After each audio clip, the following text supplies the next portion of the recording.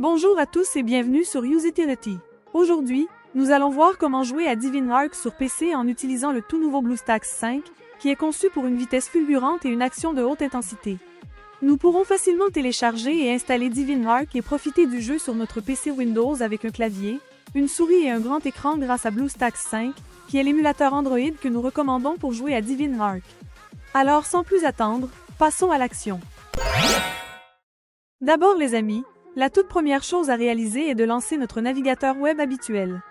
Nous avons ouvert ici celui que nous préférons. Passons à l'URL cliquable que je surligne avec du vert. Vous la voyez sur cet écran. Vous n'aurez pas besoin de taper quoi que ce soit, car il y a un lien dans la description sous la vidéo et dans le tout premier commentaire accent aigu épinglé. Après avoir cliqué sur ce lien cliquable, nous arrivons à cet endroit sur le site web de BlueStacks qui est simplement l'émulateur pour Android que nous allons utiliser pour lancer à DivingArk sur notre ordinateur Windows. Comme vous pouvez le voir ici, l'usage de cet émulateur Android ajoute de nombreux atouts. Contrôle personnalisable, instances multiples, synchronisation des instances, macros, scripts, FPS élevé, et bien plus encore. Il est temps de procéder au téléchargement de DivingArk en cliquant ou double-cliquant sur ce bouton « Jouer sur BlueStacks » que j'ai mis en évidence avec du vert. Nous cliquons ou double-cliquons donc sur le bouton de téléchargement. Et le téléchargement commence et finit tout de suite et voilà, le téléchargement est fini. Il s'agit d'un fichier exécutable. La prochaine étape est de démarrer l'installateur, donc nous cliquons ou double-cliquons sur notre fichier à exécuter. Si nous avons un ordinateur fonctionnant sous Windows 10, il nous sera demandé l'autorisation d'apporter des modifications au système. Nous devons accepter. Je minimise mon navigateur pour bien mieux voir l'installateur. Le logiciel d'installation est très basique. Il ne comprend que deux choix, installer et configurer le chemin. Je vous explique à quoi sert configurer le chemin. Il suffit de cliquer dessus. Alors nous constatons que nous avons ici accès au chemin où l'émulateur Android sera situé après installation. Si nous désirons modifier ce répertoire, nous devons cliquer sur le bouton, sélectionner le chemin, et nous optons pour un autre dossier et installons l'émulateur où nous voulons. Je vais le laisser par défaut. Je double-clique sur Retour. Et je peux cliquer sur Installer. Voilà, c'est parti. L'install a démarré et à partir de là, elle va effectuer le téléchargement de ces mégas que vous remarquez à l'écran. Au moment où vous le téléchargerez, il peut y avoir plus ou moins de mégaoctets, c'est normal. La vitesse de téléchargement peut être plus ou moins rapide, en fonction de la qualité de Internet et de la vitesse des serveurs de notre émulateur Android. J'ai de la chance, là, cela va très vite. Le téléchargement est terminé, et on passe maintenant à la phase d'installation. Avec BlueStacks 5, vous pouvez même réduire l'utilisation de la RAM en un seul clic. C'est particulièrement utile si vous rencontrez des problèmes de performance. En outre, vous pouvez activer le mode écho pour profiter d'une utilisation du CPU réduite de 87%, d'une utilisation du GPU réduite de 97% et d'un multitâche plus facile.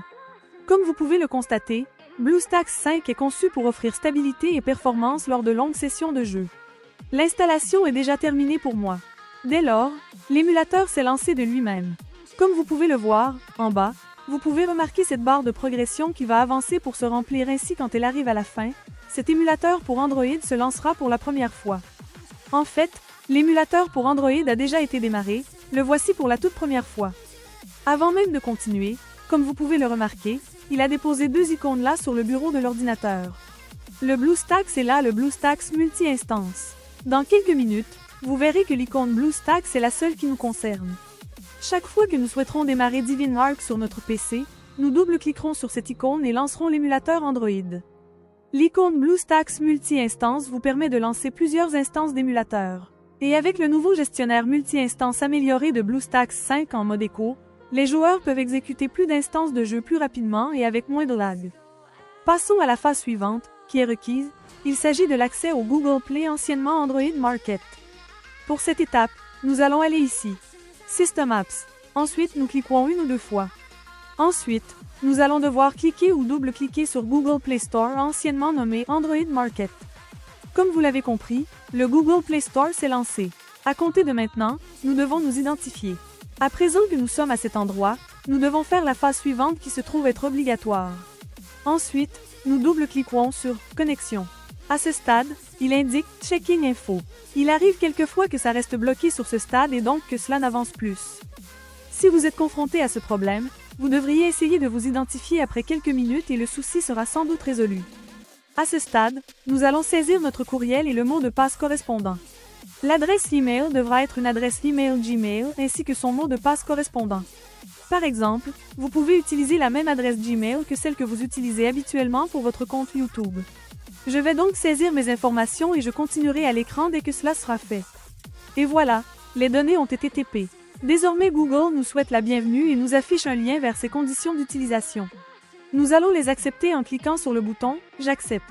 Puis, il nous propose de sauvegarder sur Google Drive. Vous pouvez si vous le souhaitez laisser la case cochée de cette façon, ceci créera une sauvegarde des données de cet appareil générée par l'émulateur sur Google Drive. Pour ma part, je ne vais pas la cocher, mais faites comme vous voulez. On clique ou double-clique simplement sur « J'accepte ». Google Play s'est démarré par défaut et automatiquement.